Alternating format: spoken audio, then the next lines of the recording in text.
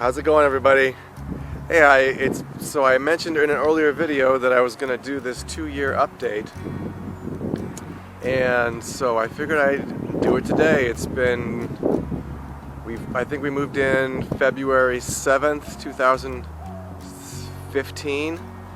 So it's been just a little bit over 2 years now that I've been in a Sprinter van, and I just had a lot of thoughts and different emotions that come up when you do this. So I have 10 emotions or feelings, or whatever how you want to say it, for what it's been like, what I've learned these last 2 years. And the best thing about living mobile and on the road in Ella, besides being comfortable, is being the freedom to do what comes up, the freedom to go where the opportunities present themselves, and not being trapped into a rent or a mortgage or being in one place. It's really great to have that ability to just go with where inspiration takes you. And so it's been, that part alone has been a great experience.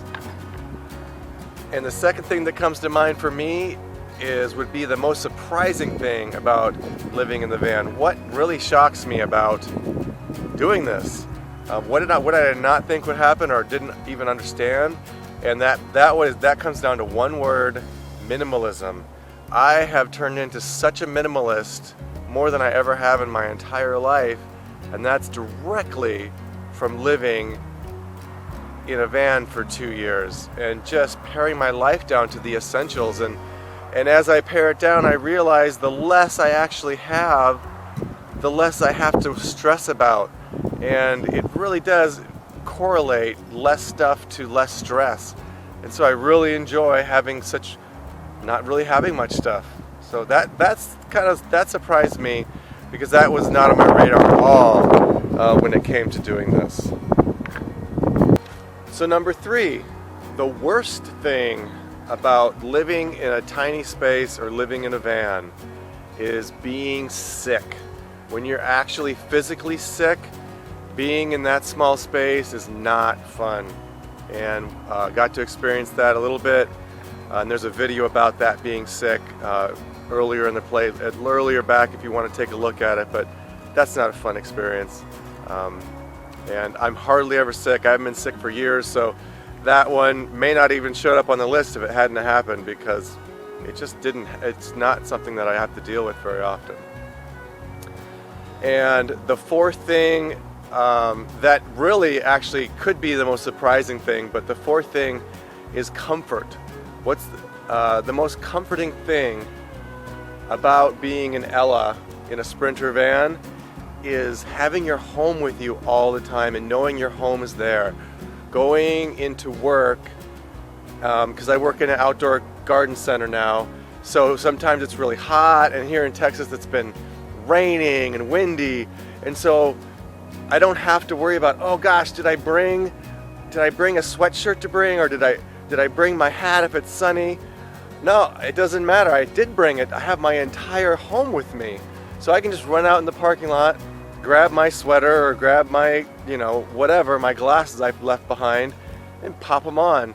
Or on a trip, you're going somewhere, you're going to visit somebody, and you're driving, and it's time to end for the night, and you park it. I like parking in rest areas. Those are my favorite place to park of anywhere.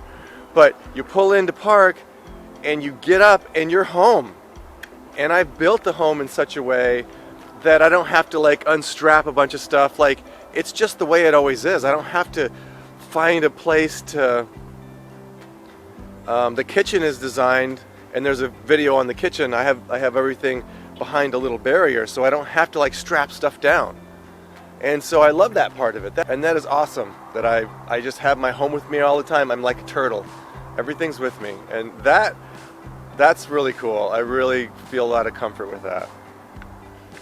All right, the fifth thing And this is a very popular video, so the fifth thing is scary. What's the scariest thing that's happened to me in these 2 years? And that's an easy one. If you've watched a video from when I lived in the minivan, that one, I'll put a link to that here. It's getting busted by the cops when I was at the hotel parking lot. That was the scariest thing that's happened. No one's tried to attack me, no one's tried to steal my van, no one's trying to break in, but the cops with the minivan, that was the worst. You know, and the reason it was so bad was because I was illegal. I had illegal plates on the vehicle, and you can go watch the video for the whole thing. But the biggest thing was they drew their guns on me. So I was so out of it. They asked me to get out of the van, and so I did, and I was going to shut the door, and so I was reaching in my pocket to make sure I had my keys with me. And you never do that. I mean, I know that. You don't have to tell me you don't reach in your pocket when your cop thinks that you're a criminal. I was 3/4 asleep. Anyway, so I started to put my hand in my pocket to make sure I had my keys before I shut the door, and there's so much crime in South Florida that boom, they just drew their guns on me. Hands out of your pockets, get out of there. You know, started screaming at me with the guns out, and whoa, shit, I was awake then. So they had me sit on the back bumper and I put my hands in my lap. You know, anyway, go watch that video if you want to see how traumatic it was. But yeah, that was definitely the scariest. All right, number 6. What's the funniest thing that's happened in the van? There's been a lot of funny stuff that's happened, but the thing that's consistently funny to me, gosh, I hope that's not too windy for you. Let's try the thing that's most consistently funny to me is people using the blackout or the limo tinted back windows as a mirror. So that always just strikes my funny bone, because I'll be sitting there reading a book or watching TV or just hanging out in my home on the couch, because the window is directly across from the couch, and someone will get out of their car in a parking lot and they'll see themselves in the mirror or the limo tint black window, and they'll check their hair, or they'll kind of look at themselves, and I don't know, it's so funny to me. That just strikes my funny bone. And I'm just watching them. It's like looking through a two-way mirror, and then they move on, and it only takes a couple seconds. It's just kind of funny to see how people use it as a mirror. So that's funny. All right, number 7. The most exciting thing that happens in the van would have to be coming to a new city for the first time, the first day driving into a city. I love that. It's so exciting. You get in, and usually, you know, I don't just drive in and just stay for a day or two. Like, I like to be somewhere for a few weeks, a few months, and then, you know, really know a city or know an area and all the places to hike and see and explore, and then move to the next environment. So I feel like I'm home for a while. So that first day is the best. Where's a good place to sleep for the night? Start looking for how to find free water, which is always big. And where's the Starbucks in case, you know, I need to upload? Where are the libraries so that I can watch movies and do different things, use the internet and stuff.